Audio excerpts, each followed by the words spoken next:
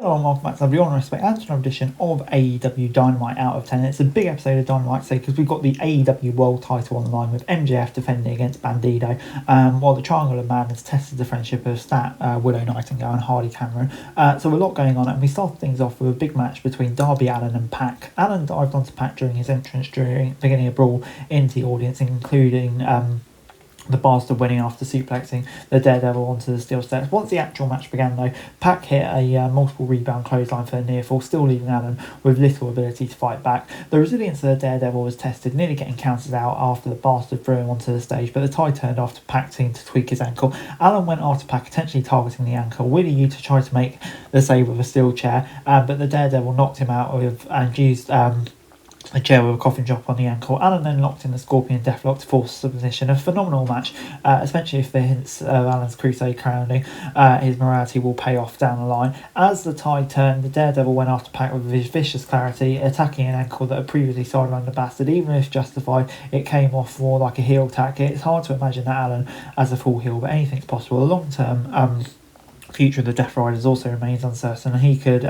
make a play to take over. Pac and Allin had so much chemistry, delivering vicious offense that never verged on himself. The Daredevil picked up an unexpected but important victory, putting the Death Riders behind him. He's already started to tease his next goal as the world title. So many wrestlers want a shot at MJF, but few will become as believable as Allin. So yeah, great stuff, 7 out of 10.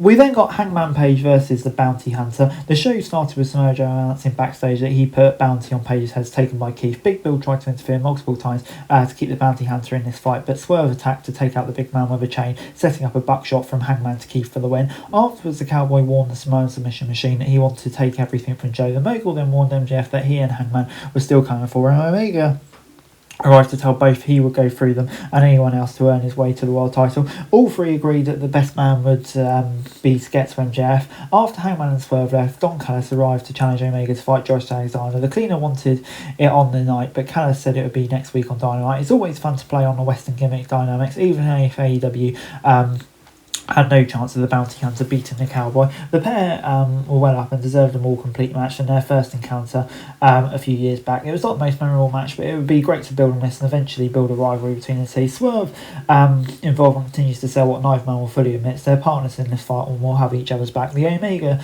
arrival was a nice dramatic sell for his own aspirations. He played well to the crowd, even if he hammered home the need to win matches before his challenge became a bit too hard. Omega v Alexander is a big match given the history, especially Ibushi's injury, and it would have made more sense to build this up before Omega turned to MJF, but we'll see where it all goes. 6 out of 10. Rene Paquette interviewed Brody King backstage, who hyped up Bandido until Jonathan Cruz interrupted. King revealed he was facing Cruz next in a standby match, throwing his opponent to the ring and making quick work of him for the victory. What these squash matches are really accomplishing, they're helping King's win-loss record. However, King is good enough that he could be fighting more substantial opponents. While it's nice to see AEW's best big man in action, hopefully it kind of brings an end to this era of squash matches. King's insistence on getting the first shot of Bandido for the world title will likely set up a heel turn, which will be a shame as Brody still has legs. But we'll see where it goes. For this though, I'm going to give it a 4 out of 10. The tag team match next up, the Fatal 4-Way number 1 contenders match, was chaos from start to finish. Leona and Korn caught Matt Jackson with open against for the first near fall. Knight and then caught Leona with a UFA splash to Leona, about almost seeing the win. The Young Bucks caught Speedball with a BTE trigger, and Ricochet had to interfere to save the match. Jungle Jack attacked him afterwards.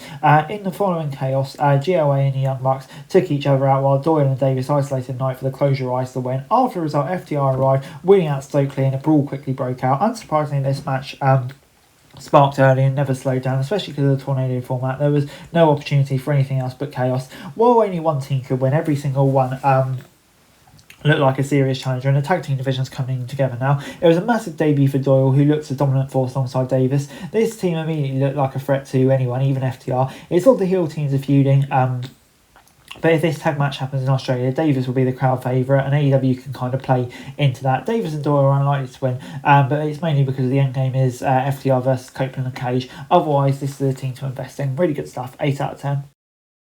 We then got the Cosmic Babes of Wrath versus the Triangle of Madness. It was a back and forth fight, but they showed off their synergy. The Cosmic Babes of Wrath nearly won after Snap planted Thekla, then Harley jumped on Willow's back with a double running senton. The Sisters then broke up the pin before the action broke down. Stat saved Willow from a Thekla spear, then it took a stomp from the Toxic Spider that sealed the win for Thekla. This was a great sprint, though it could have used a few more minutes to highlight Julia and Sky. The final run was all about Thekla, which was too much for Willow and Stat, setting the stage for get the Cosmic Killer pin. Even though Stat, Willow and Harley but great together, this match could only end one way, and the Triangle of Madness looked great, and it solidified that Thekla is the next challenger.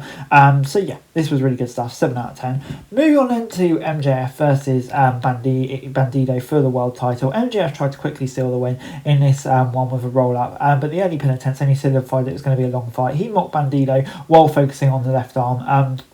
The ROH World Champ turned the tide with a tope suicida followed by a crossbody over the barricade on MJF. Bandido combined a Poison Rana into Code Red for a close near fall. The Salt of the Earth held the ropes on the first 21 plex and then transitioned into the Heat Seeker. Bandido forced it off, but it was caught with a follow-up springboard with a cutter for a near fall. The two exchanged near pins later. That was much closer to finishing the fight, but Bandido reversed and into a X-knee and 21 plex. The ROH World Champ was slow to the pin, but MJF turned it into a Salt of the Earth, transitioned into a label lock, causing Bandido to pass out from the pain. Afterwards, MJF put Bandido over as a future AEW champion, saying it was why he needed to hurt him more. Brody made the save before MJF could rip his mask off. It was good as it gets for a TV main event. They were electric throughout, setting the standard for the match of the year thus far. Everyone will be looking to surpass this, including the future challengers. The best way for MJF to surpass this is with more dramatic stakes. The action was great, but the result was inevitable. The ROH champions lost nothing though.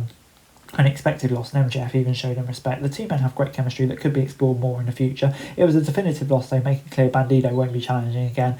And yeah, I don't know, maybe Brody King's up next for the Australia show. Meanwhile, AEW should use the spotlight from this match to establish Bandido's next big ROH challenger. Who knows, maybe that could be King too, we'll have to see. But yeah, this gets an 8 out of 10. Overall, AEW Dynamite this week gets a 7 out of 10 from me. This was a very decent show. Bandido and MJF delivered on the promise of a great match. Doyle's debut alongside Mark Davis was really good. Thekla pinning Stat sets up a interesting feud. And yeah, obviously the first match was really good as well. So yeah, on the whole, a very strong show. That's it for this video. Thanks very much for watching. Remember to like, share, subscribe. Follow us on our socials. Link in the description below for daily wrestling news, meme and content. Subscribe to our other channels on screen right now. That'd be greatly appreciated. Thanks very much for watching. Peace out.